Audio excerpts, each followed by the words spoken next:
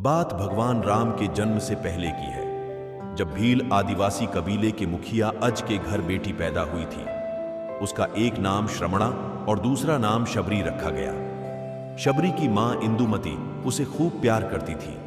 बचपन से ही शबरी पशु पक्षियों की भाषा समझकर उनसे बातें करती और जब शबरी की मां उसे देखती तो कुछ समझ नहीं पाती थी।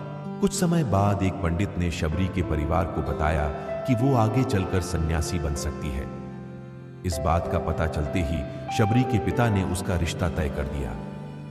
जैसे ही शादी का दिन नजदीक आया, शबरी के घर वालों ने खूब सारी बकरियां और अन्य जानवर घर के पास लाकर बांध दिए। एक दिन शबरी का मां जब उसके बाल बना रही थी तो उसने मां से पूछा, इतने सारे जानवर हमारे घर क्यों लाए गए हैं? मां ने जवाब दिया, बेटी, तुम्हारा विवाह होने वाला है, इसलिए हम लोगों ने इनका इंतजाम बलि के लिए किया है।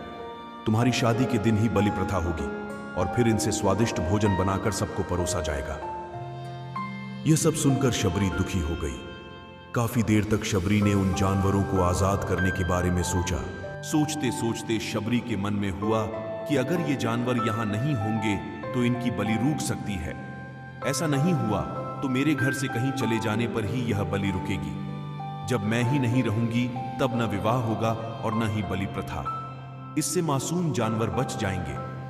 इसी सोच के साथ जानवरों को रखी गई जगह पर शबरी पहुंची। उसने सोचा कि उन्हें खोल देती हूं, लेकिन वो ऐसा नहीं कर पाई। उसके बाद शबरी जंगल की तरफ भागने लगी। भागते भागते शबरी अर्शिमुख पर्वत पहुंच गई। वहां करीब 10,000 अर्शी रहा करते थे। शबरी को लगा कि वो भी इसी जंगल में किसी तरह अर्शी मुनियों की सेवा करके अपना जीवन जी लेगी। वो चुपचाप उसी जंगल में एक हिस्से में किसी तरह से रहने लगी। शबरी रोजाना अर्शी मुनियों की झोपड़ी के आगे झाड़ू लगाती और हवन के लिए लकड़ियां भी लाकर रख देती। अर्शी मुनियों को समझ नहीं आ रहा था कि जंगल में उनके काम अपने आप कैसे हो रहे हैं।